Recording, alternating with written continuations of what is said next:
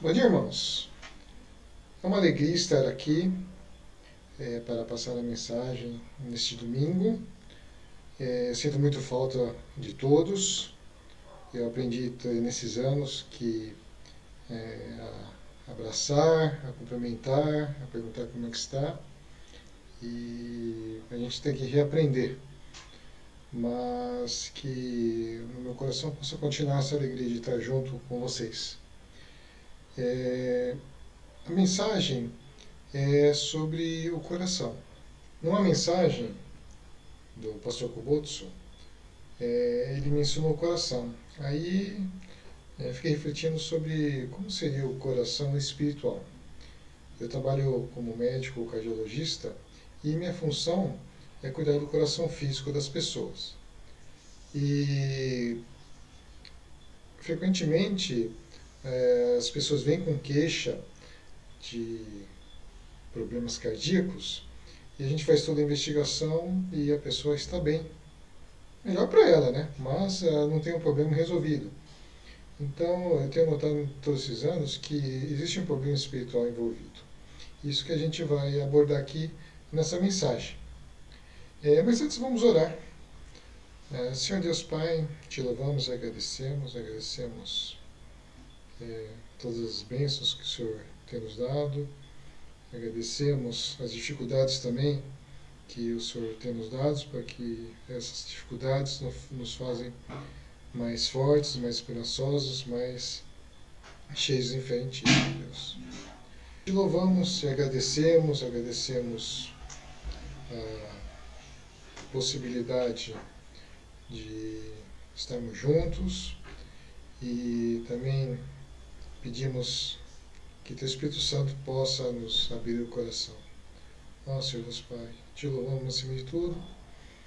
Em nome de Jesus, eu repreendo qualquer ataque do inimigo perante essa mensagem transmitida e perante a mensagem recebida, Senhor Deus.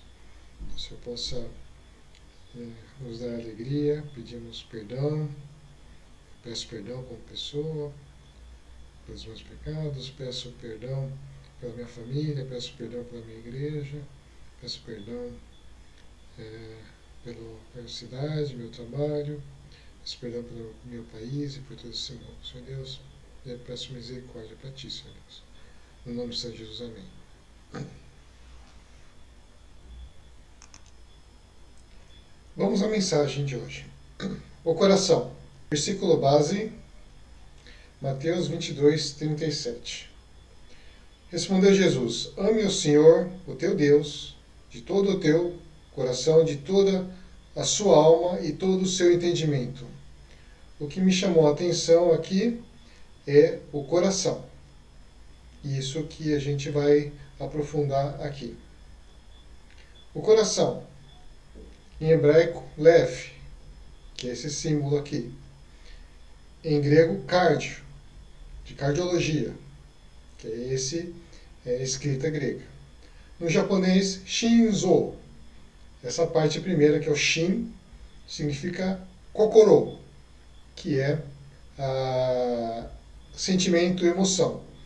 E essa outra parte é zo, que significa órgão. E aqui é a representação artística do coração. Nós temos as artérias do coração, o músculo do coração, essa parte que bombeia para todo o corpo, e essa parte que recebe o sangue. E aqui as artérias que circulam.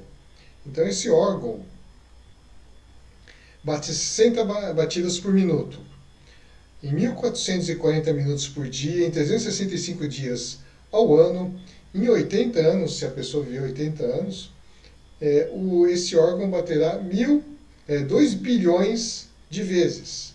Uma coisa impressionante, né? Sem falhar nenhuma vez.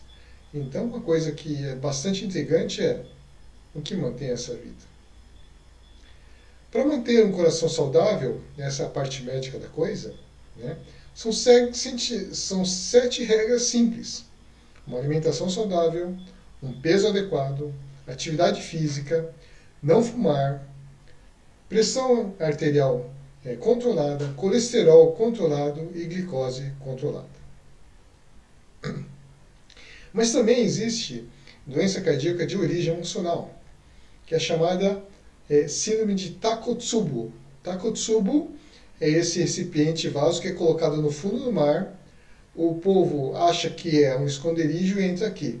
Aí o pescador puxa para cima e tem um polvo aqui. Então o que acontece nessa síndrome de Takotsubo? O coração dilata. Essa aqui é uma imagem do coração por dentro. Está dilatada. Para vocês terem uma ideia, esse seria o tamanho normal de um coração. Então assim, é chamada síndrome de coração partido. Takotsubo, semelhante ao infarto, só que não tem obstrução das artérias coronárias como no infarto do miocárdio. E tem uma relação com o estresse agudo. Então, uma alteração emocional leva a uma alteração física. Então, existe uma grande interação entre a parte do que a pessoa sente, do que está passando, com a parte física propriamente dita. Mas, afinal, o que é o coração do ponto de vista espiritual? Esse aqui é um esquema do pastor Craig Hill, no Veredas Antigas, em que ele coloca a carne, a alma e o espírito, sendo que o coração seria a alma. E também o espírito poderia ter essa comunicação com a alma. E aqui estaria fechado para o velho homem, e sim uma nova criatura. Isso está em 1 Tessalonicenses 5:23. Uma outra representação é do Neil Anderson, que coloca como o corpo sendo continente de tudo, a mente, as emoções e a vontade, e por dentro o espírito. Então, uma interpretação possível de coração seria essa, envolvendo mente, emoção, vontade e por dentro o espírito. Coração, segunda palavra. 1 Samuel 16. Porém, o Senhor disse a Samuel: não atentes para a sua aparência, nem para a sua altura, porque eu rejeitei. Porque o Senhor não vê como vê o homem. O homem vê o exterior, porém, o Senhor vê o coração. Jeremias 17. O coração é mais enganoso que qualquer outra coisa, e sua doença é incurável. Quem é capaz de compreendê-lo? Provérbios 4:23. Acima de tudo, guarde o seu coração, pois dele depende toda a sua vida.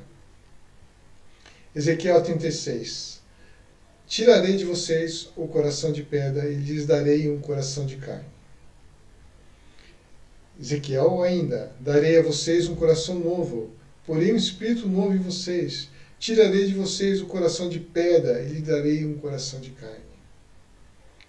Em Hebreus, assim como diz o Espírito Santo, hoje, se vocês ouvirem a sua voz, não endureçam o coração, como na rebelião, durante o tempo de provação do deserto. Endurecimento do coração. Ele impede o crescimento da relação com Deus. Impede a comunicação com Deus. Causa brigas com outras pessoas, inclusive cônjuge, filhos, amigos e chefes. E é fruto da carne. O endurecimento do coração é causado por emoções negativas, que são fruto da carne. E estas impedem a renovação da mente, como está exortado em Romanos 12:2. Que emoções negativas são essas? Medo, ansiedade, raiva, tristeza e sentimento de abandono. Esses são apenas alguns exemplos. Como saber qual é o problema, então, do endurecimento do coração? Geralmente, as pessoas acham que as causas são externas. É muito frequente que as pessoas tenham dificuldade de olhar para dentro, para si mesma. Identificar pistas para as verdadeiras causas ajuda nesse olhar para dentro. A causa básica, ou seja, o que realmente causa a reação não saudável, é um pecado que a própria pessoa comete no dia a dia. E esse exercício de olhar para dentro, como é que é? Existe um problema e temos uma pista, que é um gatilho. né, que são situações que desencadeiam reações não saudáveis. Aqui um parênteses, esse gatilho é uma coisa que é insistentemente colocada no Envisionar. E isso eu achei bastante legal, então resolvi colocar nessa parte da mensagem. Então, o gatilho, essa pista, nos leva a um sentimento. A pergunta é, qual o sentimento que tem esse gatilho? Para quê? Para a gente ir mais abaixo, né? Para a ferida. Onde que está a ferida? Ou diretamente para o pecado. Esse é o exercício de olhar para dentro. Vocês notem que aqui é o aprofundamento dentro da própria pessoa. Bem, um gatilho é isso aqui, né? Mas, se a arma estiver descarregada, não acontece nada. Outra figura de uma armadilha, como vocês podem ver aqui, existe um gatilho e a carga. Mas, o que causa dano é a carga, não o gatilho. Se não houver a carga, o gatilho não causa nada. Então, a ideia não é trabalhar o gatilho. A ideia é que a gente possa localizar o que realmente está causando dano a partir do gatilho. Então, o problema não é o gatilho em si.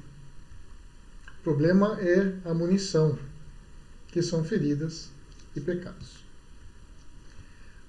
Voltando ao endurecimento do coração. Você pode abordar isso diretamente, quando a pessoa consegue lidar com a ferida, ou mesmo quando não há ferida, há somente o pecado, que geralmente é causado pelo ego, então é possível ir pela via direta. Ou então uma abordagem que seja no ritmo suportável pela pessoa. O que quer dizer isso? Depende da capacidade da pessoa suportar, lidar com o problema. Às vezes a dor da lembrança é tão grande que a pessoa não tem estrutura. Então o ritmo tem que ser mais lento. O tratamento do coração, então, desse endurecimento do coração. Bem, primeiro tem que ter o diagnóstico do que está causando. A partir de uma reação não saudável, que às vezes pode acontecer todos os dias, a gente identifica um sentimento. Então, essa reação não saudável é o gatilho, né? E aí, através dele, a gente chega a um sentimento. Então, a pergunta é, qual que é o sentimento? Através da revelação do Espírito Santo, se chega na ferida, que foi um pecado sofrido. Essa pessoa tem que chorar a dor. Só que ela não pode chorar consigo mesma, tem que levar para Jesus. E quando você leva para Jesus, na cruz de Jesus, você também pode identificar um pecado que está cometendo hoje. Porque o pecado sofrido já é passado. Ele não interfere diretamente hoje. Mas esse pecado sofrido pode levar a um ciclo vicioso que a própria pessoa que sofreu o pecado peca. Então nós temos que confessar nossos pecados que cometemos hoje. E nós receberemos perdão. Ou então a gente pode ir pela via direta. Identifica o sentimento, identifica o pecado e confessa o pecado. E aqui nós temos o ritmo suportável da pessoa. Às vezes demora semanas, às vezes demora meses ou anos para que a pessoa complete esse ciclo. Mas é importante ter em mente como chegar a esse resultado final, que é receber o perdão. Roteiro para o autodiagnóstico. Então, gatilho, situação que desencadeia reações não saudáveis. Isso é um processo de retirar a munição, que no caso é o pecado. Então, é necessário olhar para dentro, profundamente. Identificar o próprio sentimento, que às vezes é difícil, mas isso é um exercício. identificar o pecado que nós cometemos hoje, confessar esse pecado e receber perdão. Depois disso, é necessário decidir mudar. Se nós não decidimos mudar, o que acontece? Não mudamos. Então, o processo decisório é importante na mudança de vida. Exemplo do autodiagnóstico. O gatilho. Meu chefe não reconhece o que eu faço. Que injustiça! Pecado. Idolatria. Colocar o chefe no lugar de Deus. Confissão. Realmente estou idolatrando meu chefe. E eu não quero isso. Reconheço esse pecado. Então eu recebo perdão. Então a gente recebe algo que não merece. E também a gente exerce a misericórdia, que é uma forma de justiça. Então, eu decido receber, dar graça e misericórdia. Um parênteses aqui. Deus é justo, mas o cristianismo não é justo. Por que isso? Existe alguma justiça em um inocente receber pena de morte e pagar pelo que os outros fizeram? Então, por Deus ser justo, ele teve que causar uma injustiça, que for o sacrifício de Jesus e a ressurreição, para que Jesus pudesse pagar pelos nossos pecados. Então, Deus é justo, o cristianismo não é justo, para que nós recebamos a salvação. Então, quando a gente pensa em injustiça, a gente tem que trabalhar o conceito cristão da coisa. Ou seja, realmente a gente quer receber o que nós merecemos? Ou quer receber graça e misericórdia? Na medida que a gente recebe graça e misericórdia, a gente tem que dar graça e misericórdia. E aí eu começo a retirar a munição do meu coração. Isso é um exemplo. Abordagem do ritmo suportável pela pessoa. Então, tem que trabalhar bem. A origem é na relação entre pais e filhos. Outras relações podem ter causado isso, mas basicamente é procurar nas relações pais e filhos. Chorar nossas mágoas. Estou sendo insistente nisso, levar as mágoas a Jesus. Permitir que Jesus cure nossas mágoas. Perdoar os nossos próprios pais, assim os honrando. Confessar os próprios pecados. Autodiagnóstico. Exemplo, alguns exemplos sobre como cada sentimento leva à ferida. A injustiça, Geralmente sofreu uma injustiça a pessoa. E qual que é o pecado atual? Continuar fazendo justiça, não praticar graça e misericórdia. Porque a gente perpetua isso. Culpa. Sofreu acusação. Então o que a pessoa acaba fazendo? Não perdoar. Desvalorização. Receber uma profecia negativa. Seu burro. E valor próprio depende do desempenho. Uma meritocracia dentro das relações familiares. Qual o pecado atual? Não crer no amor incondicional de Deus. Então esses são alguns exemplos de como esse sentimento pode levar onde que a gente está errando atualmente. Agora, a confissão de pecados. É uma coisa nada popular. É muito difícil. Reconhecer nossos erros é muito difícil. Reconheçamos isso. Mas é muito importante também. Mas vocês podem me perguntar, tudo é pecado?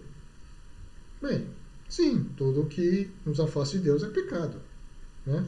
Então, na medida que Jesus vai trabalhar no nosso coração, ele vai nos indicando, onde que nós temos que trabalhar. Bem, tem pessoas que têm muita dificuldade em reconhecer os próprios pecados. Essa dificuldade é em não reconhecer o erro. Frequentemente essa pessoa sente o valor próprio com o que faz, ou seja, o mérito. Então, se ela errar, o valor dela decai. Logo, a solução é acreditar no amor incondicional de Deus. Outra possibilidade de ter dificuldade em confessar pecados, reconhecer onde está errando. Não acreditar que seu pecado possa ser perdoado. Às vezes a pessoa foi criada num ambiente de intolerância, tolerância zero, né? Então, qual que é a solução disso? É a misericórdia, a cruz. Às vezes a pessoa tem dificuldade em confessar os pecados porque acaba minimizando o pecado. E isso leva a considerar que a graça é barata. Não, a graça foi muito cara. E qual o preço da graça? É o sangue do Cordeiro de Deus na cruz, o sangue puro do Cordeiro de Deus. Outra coisa, a cultura japonesa é uma cultura que tem um lado bom, né, que é a excelência, o perfeccionismo, mas também gera rigorosidade. Então, novamente, cai aqui em cima, não tolera erro, e também o erro decai o valor. Aí, no geral, a solução em Cristo é o próprio Jesus Cristo, né? Então, há necessidade de receber Jesus como Senhor e Salvador. Isso é difícil fazer sozinho. A gente tem que ter a companhia de alguém. Um acompanhamento pastoral, discipulado, curso Veredas Antigas, curso Cura e Restauração do Rever e outros cursos. Então, não fiquem sozinhos. Vocês não estão sozinhos. Deus vai providenciar uma pessoa que te acompanhe. Mas essa pessoa não pode ficar 24 horas com você. Então, você tem que ter um autocuidado. O que é um autocuidado? Você mesmo cuidar das feridas do seu coração através dessas ferramentas. Então, existe uma responsabilidade. Ou seja, não é só o pastor que é responsável pelo seu crescimento espiritual. Cada um de vocês tem essa responsabilidade, desse cuidado, que eu estou chamando aqui de autocuidado com o coração. É como lavar mãos. Nessa época de pandemia do coronavírus, né, a gente obrigatoriamente tem que lavar a mão. Aprendemos com alguém fala, você lava a mão desse jeito, passa aqui, passa sabão lá. E só que essa pessoa não vai estar 24 horas conosco em todas as vezes que a gente lava a mão. Mas nós fazemos todos os dias e várias vezes por dia. Tá? Então, assim como nós lavamos as mãos, a gente tem que cuidar do nosso coração, lavando o nosso coração. Então, é responsabilidade nossa fazer isso todos os dias. Então, o coração pode ser traduzido também como o trono da vida. Tá? Que é isso aqui. Jesus Cristo no centro, a gente presente na nossa vida, não sem negação de nós mesmos, mas com todas as áreas da nossa vida direcionada por Jesus. E isso que eu entendo como coração. Conclusões, queridos irmãos. O coração é central na vida. Devemos cuidar do nosso coração físico. Devemos cuidar do nosso coração espiritual. Devemos curar as feridas do nosso coração. Devemos confessar nossos pecados. Devemos permitir que o Espírito Santo habite e seja o comando no nosso coração. Eu agradeço a atenção. Tenham uma boa semana. Deus os abençoe. E procurem isso, fazer um exercício de cuidar do seu coração. Se tiver dificuldade no início, não esteja sozinho. Procure ajuda, mas tenha consciência que é o início de uma caminhada. E isso vai ser a vida toda. A gente tem que cuidar do nosso coração todos os dias da nossa vida. Deus abençoe a todos e boa semana.